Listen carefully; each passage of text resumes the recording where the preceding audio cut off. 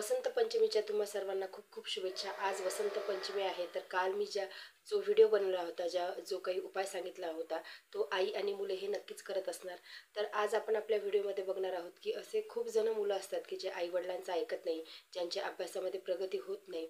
तर प्रत्येक आईला असं वाटते की आता आपला मुलगा जो असतो किंवा मुलगी असते त्याची खूप प्रगती व्हावी, त्याने हुशार बनावं, त्याचं आयुष्य हे सार्थकी लागावं, त्याच्या जीवनामध्ये त्याने खूप यश संपादन करावं। एकदा का आपलं लग्न झालं, आपले मुले बाळ झाले की आपलं आयुष्य हे आपलं नसतेच, ते आपलं सर्व आयुष्य हे आपल्या मुलांसाठीच असते। तर प्रत्येक आईला असं वाटते की मुलांची प्रगती व्हावी, तर यासाठी काय उपाय करावे। म्हणजे कुणी कुणी मुलांचं कसं असते की कुणी खूप हुशार असतात, तर त्यांचे प्रगती होते, पण काही मुलं असे असतात की जे हुशार असूनही त्यांची प्रगती होत नाही किंवा ते अभ्यासामध्ये जास्त लक्ष देत नाही, अतिशय चंचल असतात। तर अशा मुलांच्यासाठी काय करावं तेच मी तुम्हाला या व्हिडिओमध्ये सांगणार आहे। आपल्या आजूबाजूला आपण बघतो की काही मुलं हे अत्यंत हुशार असतात, म्हणजे ते काही न करता, त्यांचे आईवडील काही उपाय न करता ते अत्यंत हुशार असतात, ते डॉक्टर बनतात, इंजिनियर बनतात, त्यांचं जीवन ते एक अतिशय सफल आणि सक्सेसफुल बनवतात। अशा मुलांचं बुधग्रह, केतुग्रह, सूर्य आणि चंद्र हे ग्रह स्ट्रॉंग असतात, म्हणजे त्यांना काहीही करायची गरज नसते, त्यांचे ते ग्रह स्ट्रॉंग असतात, त्यामुळे ते त्यांच्या जीवनामध्ये त्यांचे प्रगती ते करतात। पण काही काही मुलं असे असतात की जे हुशार असतात, परंतु त्यांच्या जीवनामध्ये ते त्यांची जी उंची असते ते ते मिळवू शकत नाहीत किंवा त्या उंचीपर्यंत ते पोहोचू शकत नाही। तर अशावेळी खूप जण मुलं असे बिघडतात, म्हणजे जे आपले 17 ते 25पर्यंत जे काही वय असते, हे वय अतिशय इम्पॉर्टंट वय असते आपल्या लाईफमधलं। त्यावेळेसच आपल्या लाईफमध्ये आपण जे काही करायचं ते घडत असतो, आपल्यामध्ये संस्कार रुजत असतात। परंतु अशा काही काही मुलांना, म्हणजे आईवडिलांनी किती जरी प्रयत्न केले तरी ते खूप हट्टी बनतात, कुणाचं काही ऐकत नाहीत। तर यावेळी आपल्याला काही उपाय करणं हे जरुरीच। तर पहिला उपाय असा करायचा आहे की मुंग्यांना पीठ खाऊ घालायचं आहे, म्हणजे साखर पीठ आपण जे मुंग्यांना खाऊ घालतो ते खाऊ घालायचं आहे। पण हा उपाय थोडा वेगळ्या पद्धतीनं करायचा आहे, म्हणजे असा की जेव्हा आपण देवपूजा करायला बसतो तेव्हा 1 चमचाभर गव्हाचं पीठ आणि 1 चमचाभर साखर हे घ्यायचं आहे, आणि आपली देवपूजा झाल्याच्या नंतर ते पीठ आपल्याला घराच्या बाहेर जे काही झाड असेल तिथे टाकायचं आहे। तर त्याला किडे मुंग्या खातील, हा एक प्रकारचा भंडाराच असतो। तर हा उपाय तुम्हाला पहिला करायचा आहे। त्यानंतर तुम्हाला दुसरा उपाय असा करायचा आहे, जे केशर असते ते पाण्यामध्ये किंवा दुधामध्ये मिक्स करून त्याला फ्रीजमध्ये ठेवायचं आहे, आणि रोज अगदी छोटासा टिळा मुलांच्या डोक्यावरती लावायचा आहे। म्हणजे हा उपाय छोट्या मुलांपासून तर कॉलेजला जाणाऱ्या मुलांपर्यंत आपण करू शकतो। अगदी छोटासा, असा दिसणार नाही असा तुम्ही लावला तरीसुद्धा चालतो।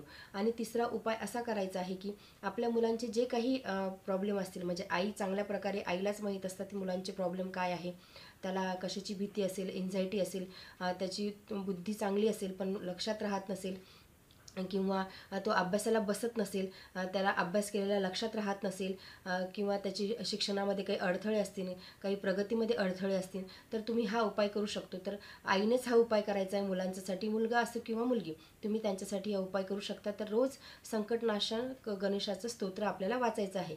तर हे स्तोत्र वाचताना तुम्ही मंगळवारपासून सुरुवात करा, आणि असा संकल्प घ्या की मी हे रोज स्तोत्र वाचणार आहे, आणि तुमचा जो काही प्रॉब्लेम असेल तो गजाननाच्या चरणी सांगा, आणि या उपायाला तुम्ही सुरुवात करू शकता।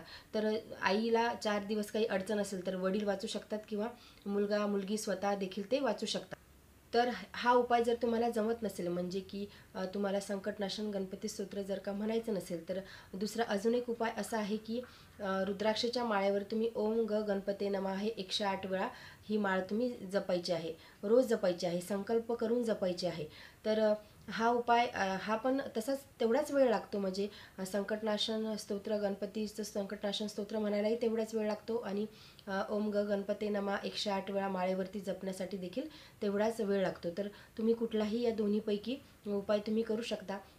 आणि हे उपाय केल्यामुळे मुलांची नोकरीमध्ये जे काही अडचणी असतील त्या दूर होतील, मुलं कुठल्या वाईट व्यसनाला लागले असतील ते दूर होतील, मुलांच्या बुद्धीचा विकास होईल, त्यांची बुद्धिमत्ता तल्लख होईल, आणि आपल्या धनधान्यात देखील घरामध्ये वृद्धी होते। तर संकटनाशन गणपती संकटनाशन स्तोत्र असं आहे की आपल्या प्रत्येक अडचणीवर, आपल्या प्रत्येक संकटावरती ते मात करते। याच्यामध्ये गणेशाची 12 नावे सांगितलेली आहेत, तर तुम्ही हा उपाय नक्की करा. म्हणजे यापैकी तुम्ही कुठलाही उपाय तुम्ही तुमच्या आवडीनुसार करू शकता. आणि 5वा उपाय असा आहे की जे शिवलिंग असते, म्हणजे तुमच्याकडे जर का पारस शिवलिंग असेल तर ते घ्या, किंवा तुमच्या घरात जे कुठलं शिवलिंग असेल, म्हणजे जनरली आपल्याकडे पितळेचं शिवलिंग असते, किंवा कुणाकडे तुळशीजवळ हे नंदी आणि महादेव देखील ठेवलेले असतात, ते घ्या.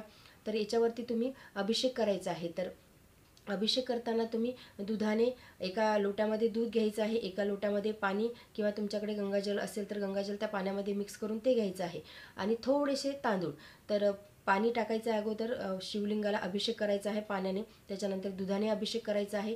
आणि असं तुम्ही 108 वेळा करायचं आहे. म्हणजे पाणी आणि दूध असा अभिषेक करायचा आहे 108 वेळा. 108 वेळा ओम नमः शिवाय म्हणायचं आहे. आणि त्यानंतर तुम्ही जे काही तांदूळ असतील, त्या तांदूळाने तुम्ही ओम नमः शिवाय म्हणत महादेवाला ते अर्पण करायचे आहे. तर हे तांदूळ तुम्ही तुमच्या घरामध्ये, तुमच्या भातामध्ये, खिरीमध्ये, कशामध्येही तुम्ही ते वापरू शकता, तुम्ही ते यूज करू शकता. तर हा एक उपाय आहे.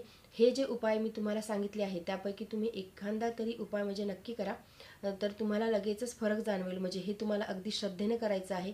तर ह्या गोष्टी आपण आपल्या मुलांच्यासाठी जर का करत राहिलो, आणि संकल्पयुक्त करायचं आहे, म्हणजे अगोदर संकल्प घ्यायचा आहे, हातामध्ये फूल घ्यायचं आहे, पाणी घ्यायचं आहे, आणि अक्षदा घ्यायच्या आहे. आणि फूल घ्यायचं, अक्षदा घ्यायच्या, आणि पाणी घ्यायचं, आणि संकल्प करायचा आहे की हे मी माझ्या मुलासाठी किंवा मुलीसाठी करते आहे, त्याची ही अडचण आहे, ती तुम्ही दूर करा, असा संकल्प करून तुम्हाला या उपायांना सुरुवात करायची आहे. तुम्हाला याचा नक्कीच फायदा होईल.